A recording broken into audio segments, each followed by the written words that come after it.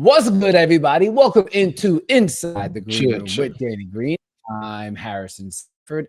Danny, I must tell you, it's nice to be in the suburbs for a little bit. Man. I'm back in Long Island. Welcome back, brother. I'm watching people for a second. I'm watching people mow their lawns.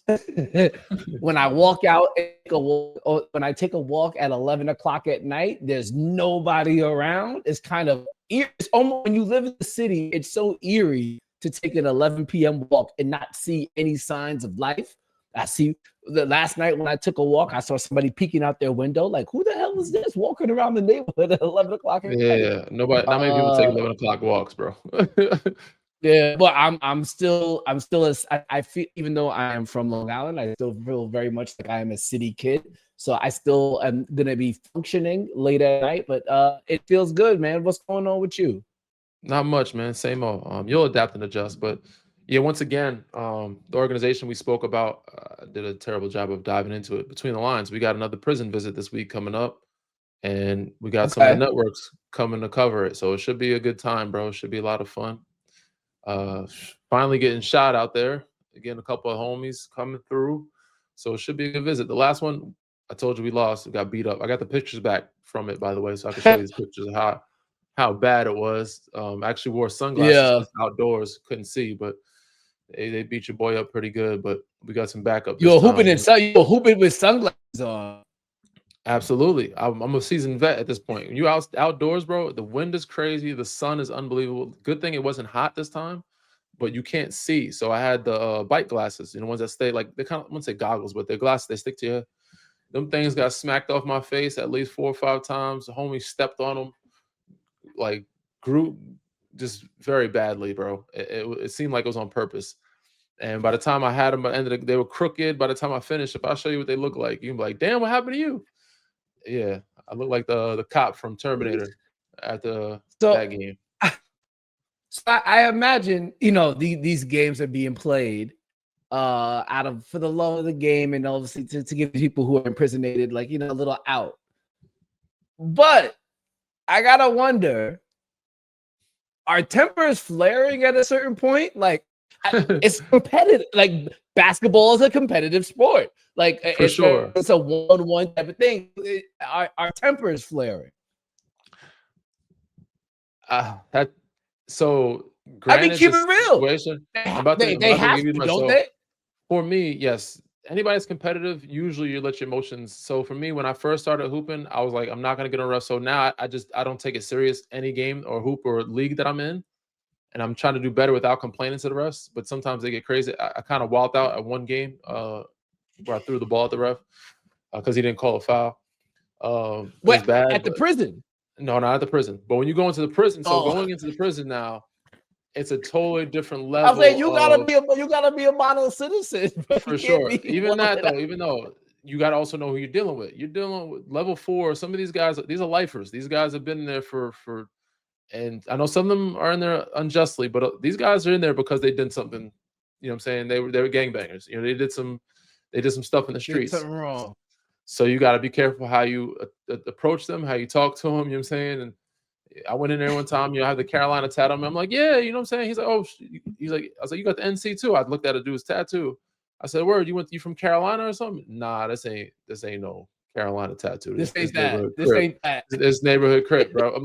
Oh, okay, my bad. You know what I'm saying? So, they got gangbanging. So you got to be respectful. You can be, emotional. You can be energetic, but there's a appropriate fear and an appropriate respect on both sides. They're just happy to be there. They're happy to be playing. They don't want to ruin it. And we also wanted them because, again, the last yard we went to, it was the first time visiting that yard because they have so many fights, stabbings, all types of stuff on a day-to-day. They finally allowed them to get it. So now they want to be good to get another opportunity to do the same thing. But normally, I said, things happen on these yards, bro. And they had the sound go off. They don't allow whistles because whistles are a thing that hit the ground. Like, it can get real in there very fast. So they don't want to ruin it. And we also don't want to ignite no shit that we might end up in, the jail hospital. You know what I'm saying? Like, so, but this ain't no walk in the park.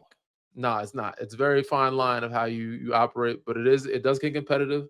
It gets a little physical. Guys hack they hack us, so we hack them back, but we keep it respectful. It's a fine line. Yeah, you don't want to end up playing horse. You still want to play basketball. So it's very much like when people I guess think about it, or you're picturing or imagining it. Like the longest yard when Adam Sandler was in there getting beat up. I think it was Michael Irvin that was beating his ass up. But similar to that, but not that far extreme where we get beat up that much. But it's like that. It's like it's their rules, their house. They get the referee, and if we lose, we lose. Which doesn't happen often. You mentioned The Longest Yard, another movie that I haven't seen. Oh my goodness! It is what it is. I know. They made it a couple times. We got to get to some NBA headlines. Thank you guys for tuning in. Again, this is Inside the Green Room. Make sure you find us on all things social. Inside the Green Room on your Instagram accounts as we get closer and closer to the NBA season. And Danny, as we get closer and closer to the NBA season, the temperature as it relates to the Clippers and the NBA continues to heat up because Pablo Torre and other investigative journalists are going in on this story as it relates to Steve Ballmer and potentially cap circumvention to make sure not just Kawhi Leonard, but that Uncle Dennis gets paid. And the latest report that we saw on Wednesday, September 17th, comes courtesy of Baxter Holmes, a senior NBA writer for ESPN. And his report is saying that Kawhi Leonard's uncle, as we all know him, Uncle Dennis, reportedly wanted the Lakers to give him part ownership of the team, access to a private plane, a house, and guaranteed off-court endorsement money.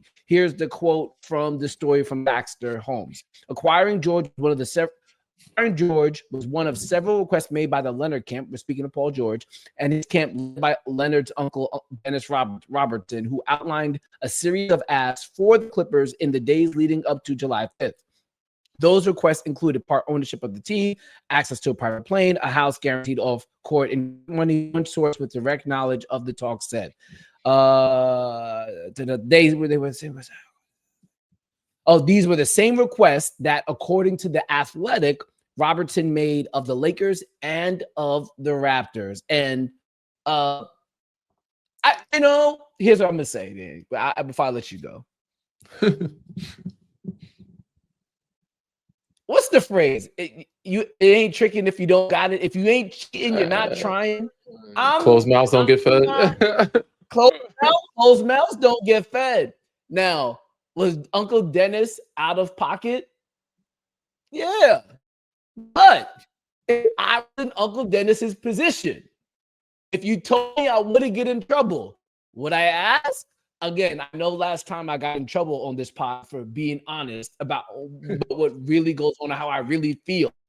I'm being honest with you. If I was Uncle Dennis and you told me I couldn't get in trouble.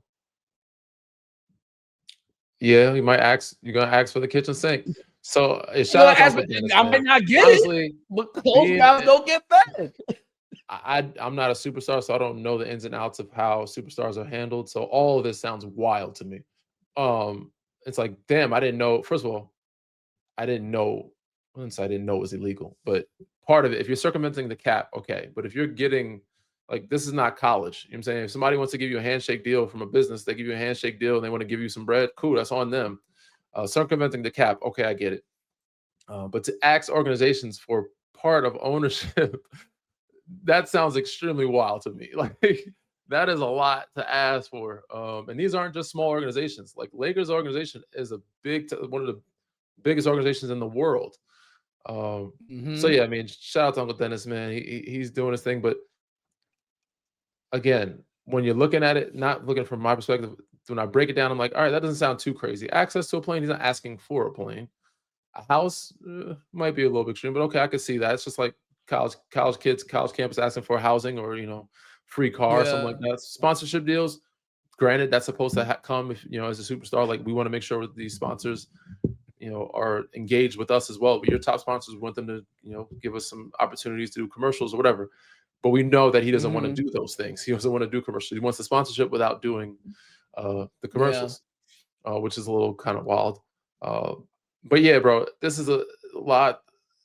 it looks like a lot to ask of.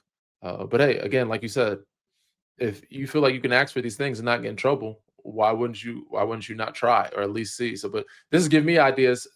If I'm in this position with my kid, Right. 2 years from now, I'm not going to feel crazy for asking for now. Said I have no idea how to operate with these type of people. But if my kid is one of the top kids in the country or the top players in the NBA or whatever it is, I want to make sure we have this, and this, and make sure that's taken care of and try to make his plate lighter. So I think Uncle Dennis is ultimately, in the grand scheme of things, trying to make the plate lighter, the table lighter for Kawhi, where he's like, all right, instead of having to pay his family, you pay us $7 million. We split it between the family. You don't have to worry about paying us. And, access to planes, access to this, that. So, Uncle Dennis is also trying to live his life, but I think he's trying to make things in life easier for Kawhi. But yeah, this is extremely out of pocket.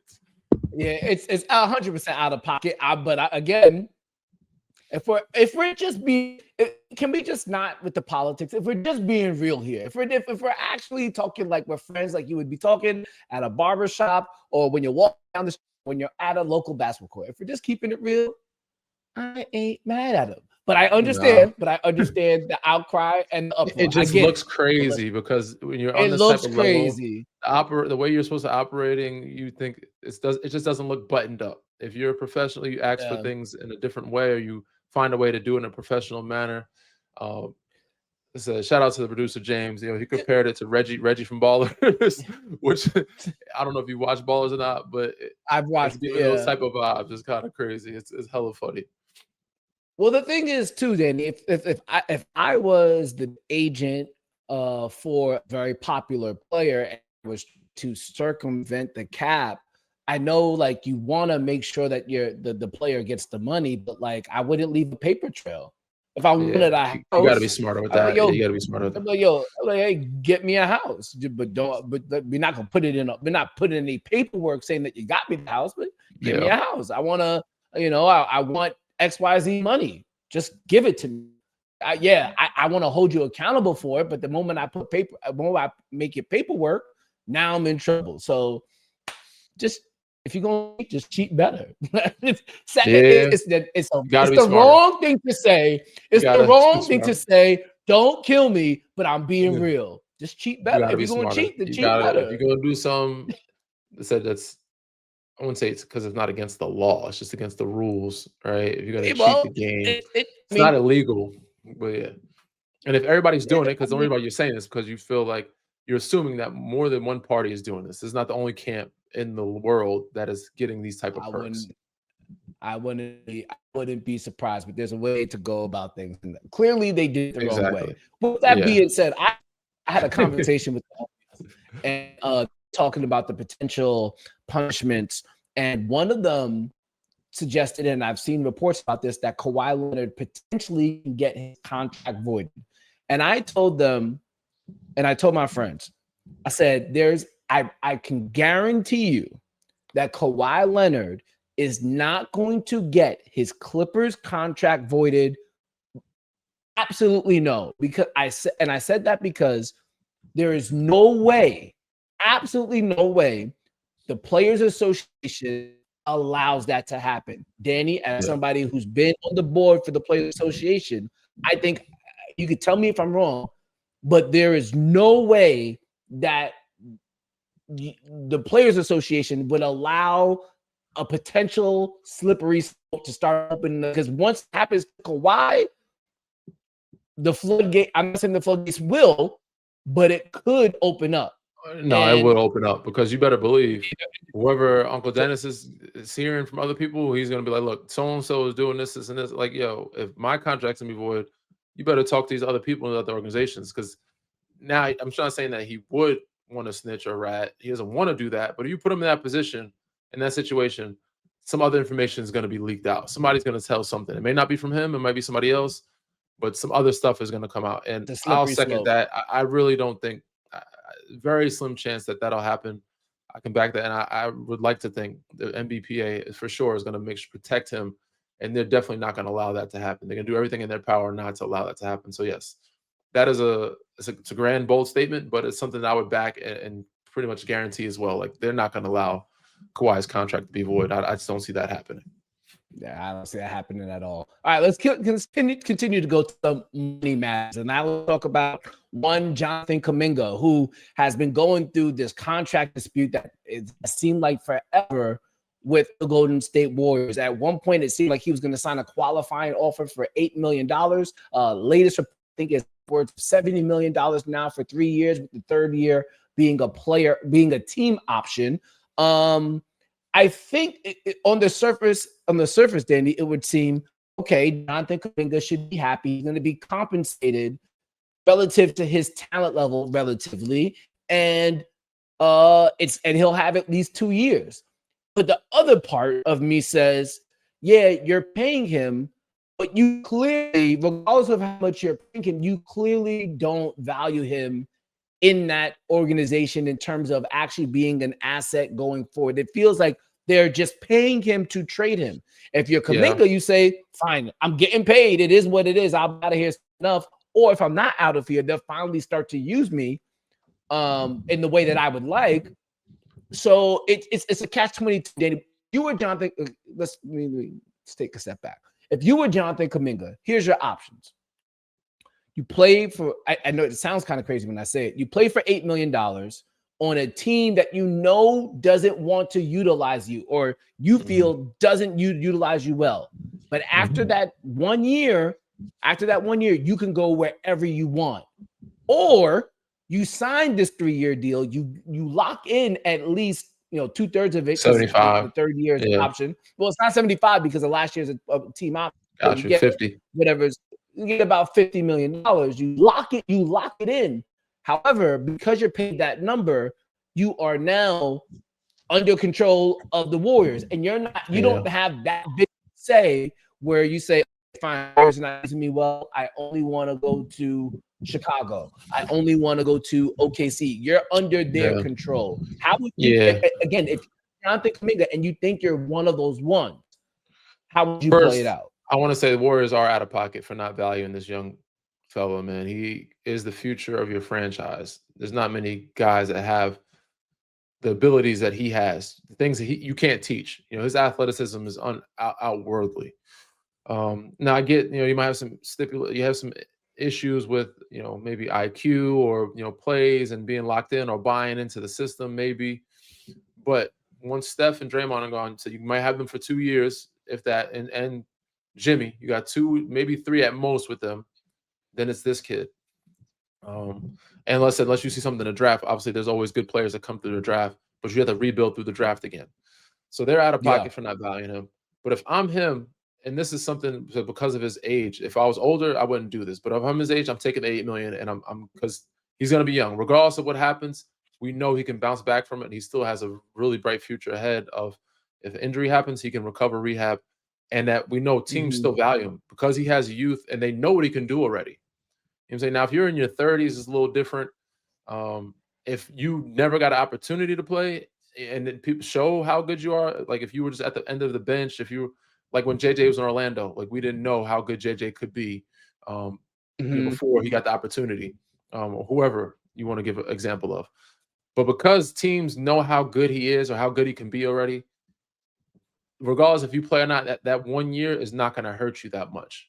If they don't play you, they haven't played any mind games. But once you do the 1 year, you can get out of their control. If you get 8 shot attempts a game, it's fine. Yeah, it's BS. People already know they can BS you. They can try to lowball you, try to devalue you. Keep working on your game. Keep showing and people see that you're healthy. Stay healthy. They know the athleticism is there. You're not changing much in a year at 23, 24 years old. I don't know how old. I think he's younger than that, honestly. So I would take the year and have control of my own destiny. It's like play it out, ball out, and then get the money I feel I'm worth, which he should. I mean, they gave Jordan Poole $130 million. You know what I'm saying? Obviously, Jordan Poole got a championship. He played he averaged 20. But Kuminga is worth that, of getting that rookie max contract, if not then some. So I would get to play out the $8 million and then have control of where I want to go and say, you know what, you guys have been dicking around all these years with me. Now, forcing your hand. If you really want me, now you better show me that you value me. I'll come back, but you better show me you value me. If not, I'm going wherever I want to go to, where I'll choose, and people will find space for him. Hey man, I love that insight, and I would not blame him at all. One more thing that is out of pocket, and I already know your answer to this. But we're doing it anyway. Apparently, Steven Jackson was caught, I guess, during this past weekend in Vegas when the big fight was happening between Canelo Alvarez and Terrence Crawford. Shout out Terrence Crawford, a hell of a win. But during that time, Steven Jackson was caught on a microphone, and he said that nobody could actually play basketball at a high level and do a podcast. And I had to think to myself, is this just the former player who does a podcast trying to keep more people off the sticks? Like, is it just possibly, hey man, stay off the sticks so I can do my thing? Some people are the hot takes of the podcast has ruined some of the games. I forget who said that. I forget who was talking about it, but somebody said the podcast kind of ruined the game some. And they were talking about football. Yeah, I don't know. Oh, I forgot. Somebody said that recently. You had Kendrick Perkins during this. Kendrick Perkins said something about Josh Hart and Jalen Brunson during the regular season last year, saying they need to focus on playing basketball. Obviously, we did that one period of time where Paul George shut down his podcast for a while, and then eventually started up again. I just want to get to the point, Danny. I just want to get to the point. It's lazy. It's lazy. It's like a lazy excuse if somebody plays poorly that they're doing a podcast. Like, and I had this rant last week, and now there's a time to get back to it. If we just took the time as basketball analysts to actually evaluate why players aren't playing well instead of getting stuck in narratives, maybe people would appreciate the game better. If you said, well, this guy is not performing well because he's lazy when he's being lazy in terms of making his cuts to get the ball. He's getting cooked defensively because he's not fighting over screens. Instead, we say, oh, because he's podcasting. Okay, can we not? Can we? He's not playing well because he's getting poor leverage. He's getting poor leverage when he's trying to get an entry pass. Something more than stop podcasting. It's better than we are, man. I like to see devil's advocate. Game. Come on, stop it. I like to play devil's advocate, and I mean, I always see both sides, right? But of course, I'm biased. I have a podcast of my own. I think I did fine when I podcasted. We won some games. We did well. Mind you, I wasn't a superstar, so I don't know Jack's stipulations of these players. He's saying, he's top guys. Well, LeBron James had a podcast. I think he did damn well for most of his, you know what I'm saying? He had his own podcast. Now, I will say, the person who brought this up was saying, I hate seeing these guys, they lose a game. I think he was talking about Travis Kelce and, the Chiefs. They lost a game, then they lost, the year prior to that. So it's like 2 losses in a row. He tried to, he's doing this thing with Taylor Swift and he's not really focused. And I'm like, podcast doesn't take much out of your day. It takes an hour out of your day once a week, if that. If you're doing a couple times a week when you're probably playing video game, none of this is affecting your performance in my mind. Now, the only thing that you could say is if somebody's using their podcast and talking too much, where it can be a distraction of gossip or things of that nature for a locker room, that's different. That's not affecting performance. That may be affecting, camaraderie or chemistry or guys' feelings in a locker room if guys are talking mess about each other on podcasts. And I will say not everybody deserves a platform, but it is good to see certain guys will use their platform for the good and share their thoughts. And you can get the inside scoop of how they're feeling, what happened during this player, because you don't get that. And everybody gets interviewed after the games. And everybody goes to the presser and talks about what happened during that technical foul or that incident. Guys can talk about how they felt, what happened with this incident, with this player, or how this person felt, have guys interview. You get the real inside scoop with fans want to see. And why not us be able to do that ourselves and say, oh, everybody else can do it for us and then making the money off of us by talking, telling our own stories. No, we can talk, we can talk to people. So yes, I will say podcasting does not affect the performance. Now, there are some certain situations, that it's like, all right, it could be detrimental to the locker room if it's a distraction. But I've not seen that yet. I've seen some guys have pods and still perform fine. and do well. Even role players to superstars. Only person he talked about, maybe I guess he mentioned PG, but PG, he's toward the latter part of his career. He's a little older now. He's had injuries, and he hasn't had a chance to really have a full season with Philly yet. But other than that, outside of that, there's plenty of guys that do pods and do just fine. Football, basketball, all the above. So, and it said everybody has a platform now. Baseball, dating, like all that stuff. Now, yeah, some of them I'm like, okay, maybe we should limit who should have the validity of a platform, but I don't think it affects performance at all. Yeah, I think it's a little. It's. I mean, we should be past this point now. Like, we honestly should be. Like, I remember when you and I started at first, it was a little touch and go at times because it was so brand new. But come on, now. For sure. Stop. And it's more so again. It was more so us sharing. They don't want us to share stories inside locker, like certain. San Antonio, very mom and pop. They don't want nothing out in the media of what we do or what we're thinking about. So we'll keep everything in house. Different in Toronto, like they're okay, they're open. We're not sharing secret. We're just interviewing my teammates, talking about their lives, their family, doing some thoughts, but nothing crazy. And now everybody's got a platform. Everybody talks about everything. Nothing is a secret anymore. And whether it's get out on our platform or in the NBA platform, it's going to get out. Like people are going to talk. Everything leaks now. So why not be able to have it on our platform and present it the way we want to present it? You know what I'm saying? And have the narrative the way we want to, portray the narrative. So yeah. Disagreement there with Steven Jackson. He a little out of pocket with that one. Yeah, major out of pocket. All right, with that being said, we'll be right back after break. Danny and I are going to recap what we've seen in international hoops over the past week or so during basketball. Okay. What's good, everybody? Welcome into Inside the Green Room with Danny Green. I'm Harrison Sanford. Welcome back. All right, we're going to get into some international basketball discussions, but first, we want to start off with something that was kind of curious from Giannis Antetokounmpo, a bonus out of pocket. And Danny, how did you feel about Giannis Antetokounmpo saying that winning the bronze medal for Greece was his greatest achievement? I think it was just more so him being caught up in the moment. But bro, you're MVP of the NBA. That's like, yeah, what are we talking about?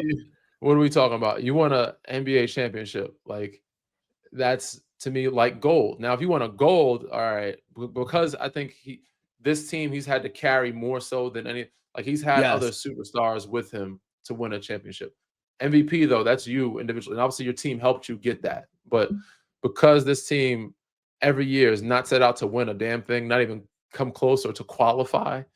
I think that's why, because he's had to carry so much more of the weight with this program and this group. And Greece, I don't know what their history is of how many medals they've won, like how many gold, silver. I don't think they have many in total at all for basketball winning anything. So this might be their first basketball medal. I don't know. It could be their first basketball. You have to do research. But that might be the reason why. If this is not their first medal ever in history, then this is way out of pocket. You know what I'm saying? Now it's I would still say though, like, well, I guess there's pride in winning the Euros. I can only say this as an American. I would say, like, yeah, if you get the bronze in the Olympics in LA in a couple years, now we talking. But if you're talking about just winning in Euros, but again, I'm not European, so I don't know how much pride exactly going into it. So there's a little different there. Hence why I went back to the history. Now, if they have no medals at all for anything, and this is the only one, like Toronto has only one championship, then I can understand and see why, like, I've done something in history that's never been done for my country. So this is why it's my greatest achievement. I don't think that's the case. I'm pretty sure Greece has some other achievements outside of the Olympics, you know what I'm saying?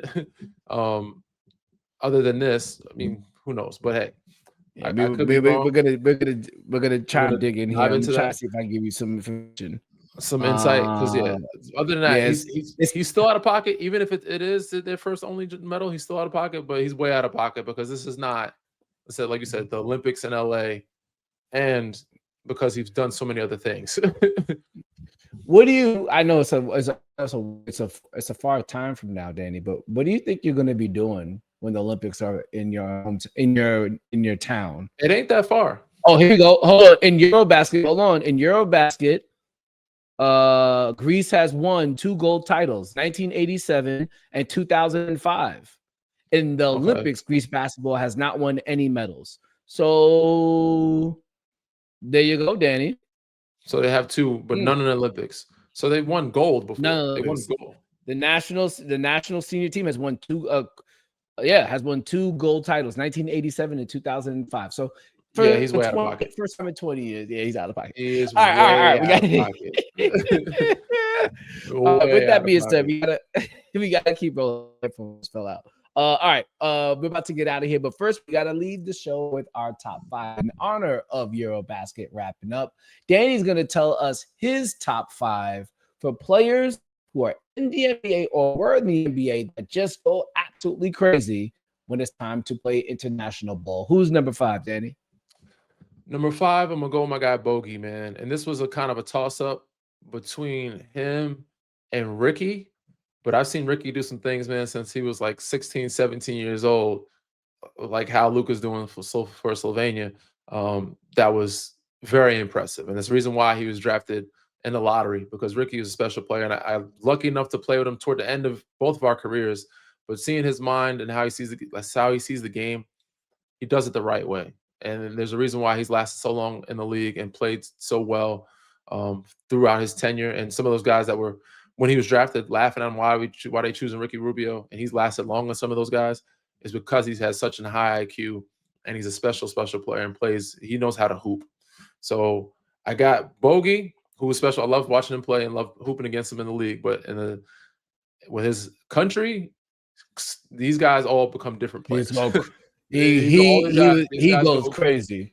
These guys go crazy. So I got Bogey at 4 and at 5, and I got Ricky Rubio at number 4, who also, he may not score a lot of points, but he controls the game, controls the tempo. And I said he had an unbelievable career, and he's done it for so long. He's done it for like almost 20 years. He did it like for 17, 18 years. At number 3, Evan Fournier, another guy. This is one of the guys that I bring up all the time. When people say, who's the hardest guy you had to guard? And I'm like, you always bring up KD, Bron. But I'm like, some nights, man, on a random Tuesday, chasing Evan fucking Fournier around screens in Orlando was a pain in the ass. He was one of the pain in the ass guys I had to guard when he became who he was in Orlando. Like, he was just a tough guy. He was a weird cover for me. You know what I'm saying? I always had troubles guarding him. He always made fucking shots. Like, this guy's a pain in the ass. So he does that night in, night out for his country. He doesn't do it all the time in the NBA. He had great years in the NBA. But for his country, when he played overseas this past year, he definitely becomes, Super Saiyan type of fucking Evan. And then we got to go to Schroeder. I get the frustration in your voice. Bruh, pain in the ass. Then we got to go to Schroeder, another guy. I said, mind you, he's also very good when he played. He had some really good years in the league. He's crafty, slithery, gets to that right hand, hard to stop him. But when he's playing for his country, man, he is, he's beating Canada. He's beating, talking trash, being Dennis the Menace, doing his little slithery stuff. Winning MVP of the tournament, you got to put him at least number 2. And the only reason why he's number 2 because I'm biased, and I'm gonna let you know I'm biased. Because I was teammate of this gentleman.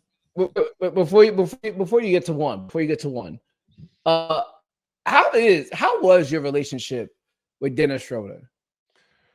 It was cool. I had no issues. You ever have one?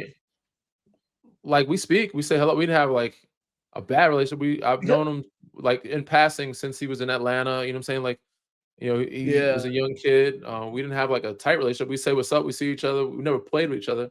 Traded for each other, of course. We got exactly. That's why there was no animosity toward him, because he was still. I understood the reasoning for the trade.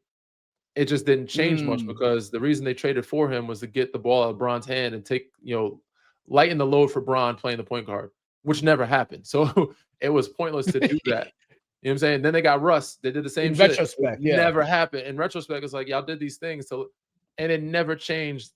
Bron still did what Bron did. It never changed the dynamics. If you were going to do that, if you were going to take them, definitely turn down 80 million. Like, if you turn down 70, 80, or 60 million. I know he was trying to get that money back, so I had no ill will towards Schroeder. I thought he was a really good player. He averaged 20 in OKC. He was good. But go ahead. What was your question? Yeah, no. I think they've tried. Like, I feel like almost every general manager or LeBron tried to put LeBron in a situation where he doesn't have to carry the load in terms of being a playmaker. But the issue is is that you put him with Russ, you put him with Dennis Schroeder, guys who couldn't shoot. Like, I always thought like a great guy for would have been Kyle Lowry.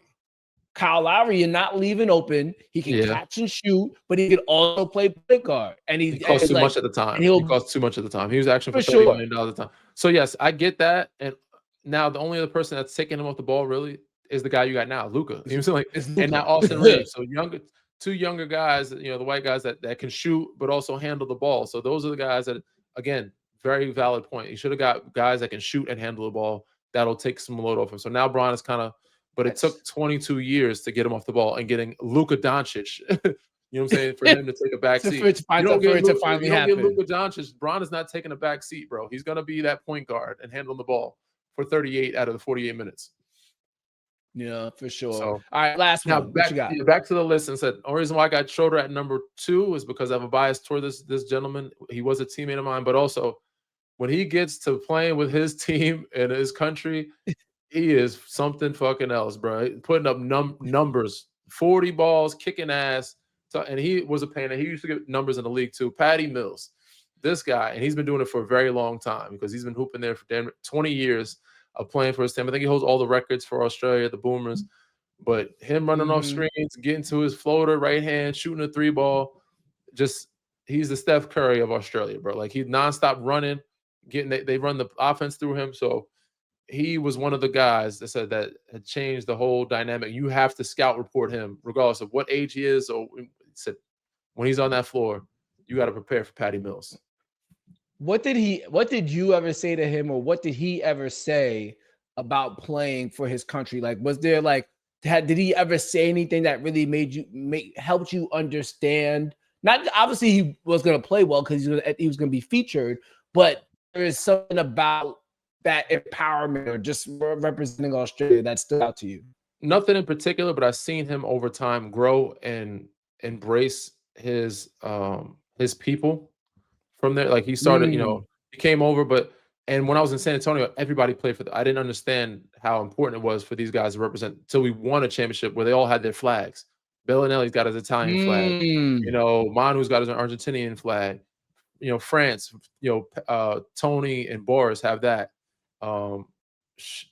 Everybody said, even we had Baines at the time, and then we had Thiago, Brazil. So like, we had everybody from everywhere, and it was a big deal for them to win not only championship but play for their countries. And every time they come back in September, it's like, oh, these guys, Pop would give those guys a rest off of preseason because they didn't get any time off in the summertime. And watching them each year and seeing Patty, hone into his indigenous people, it's like, all right, this is a big deal and representing, because his parents, his family, everybody's coming. And then we went to Utah, and then I seen him get 40 and get a bronze, and I got a chance to see the medal because Matisse had it in his locker room. So Matisse, one of the younger guys from Australia. Yeah, it's a big deal for Australia. And I'm like, and I always wanted to be able to play for Olympic team or get a medal, because the only thing that I didn't achieve to win a gold medal or get an opportunity to, but to see the medal, man, it was like, it's an impactful thing. Like, that's a dope thing. So I never got a chance to talk to him personally about it, but he wears it on his sleeve, bro. He wears his people, his energy, his emotions, his country. He's all about it, bro. And he lets you know when he walks in that door, this is what I'm about. And when he steps on that floor, he let everybody in the world know, Australia, we coming. And he put on a show every time he laced them up for Australia. Speaking of Australian players, and I know we don't talk about the Portland Trailblazers a lot, and I know he already got paid relatively for his amount of success so far. What happened to Matisse, bro? That's a good question. Matisse was supposed to be like, we knew he had to get a jump shot, but bro, he had injuries, defensively, he was his reflexes were unbelievable. His timing, able to get steals, he was so fast and athletic. The problem is, well, one, he had injuries. Portland Trailblazers have so many of the guys that are just like him. The sharps, the athletic. Tumani's over there now. They got the Simons before he left. Like, they have a bunch of athletic wings. They have so many of those guys that did the same thing. And with his injuries, he played and they were losing. He played sporadically. but yeah, bro, and I keep in contact and I ask about him sometimes because the guy that one of my PTs, physical therapist that helped me rehab my knee, he took the job in Portland. So he is one of the strength and conditioning guys over in Portland. So he's able to keep me updated with what's going on. So I'm like, yo, how's my guy Matisse doing? I haven't tapped in with him. We do have a mutual circle when it comes to the ballers that's built in Philly. We're in that group chat of texts. I think he's invested in that as well. But I haven't got a chance to see him or talk to him in a while. But yes, Matisse was an all defensive guy. You thought he would make the list like for the next 5-6 years when an all defensive team. If somebody actually invested in him, and Portland invested a little bit, but he's not getting the opportunity or time with injuries and because of so many draft picks and young athletic wings they have. You know, Jeremy Grant. They have all the same type of play over there. They have like 4 or 5 guys at that position. Tumani Kamara has really taken what Matisse could have been, and obviously now he's a younger player. So, yeah, hey man, he's still in the league. He's got a contract, good for him. But I thought, I thought he could have been. You know, it happens and fast, maybe bro. It happens fast. One happens, injury, right? Things. And that was 4 at this point. My last stint in Philly was 3 years ago, almost 4 years ago now. So much can change in 3 years. 2022 was when I injured my knee in Philly, and that was his year that he played well. 2021, 22. That was 4 or 5 years ago. 3 or 4 years ago. And he was looking like those rising up and comers. Ben Simmons looked like he was at the very least still going to be an all-star every year. Another Australian that is a lot has changed in the last 4 years.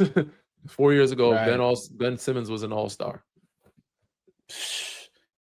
My. All right, we got to get out of here. When we come back next week, I think it might be time to start that those NBA season and division previews. We're getting closer and closer to the season. I'm starting to see teams start. I don't know if training camp has officially started, but we're starting to see teams kind of linking up and getting together. So it's not training camp, but a lot of teams are holding unofficial mini camps. So it's about to get to that time. In the meantime, I still feel very good about my NFL picks. I'll say it one more time: Buffalo Bills, Green Bay Packers, Super Bowl. Don't forget I said it, Danny, because I'm doing. I'm I won't forget, but I don't think the Bills are going to get there, man. We're going to see.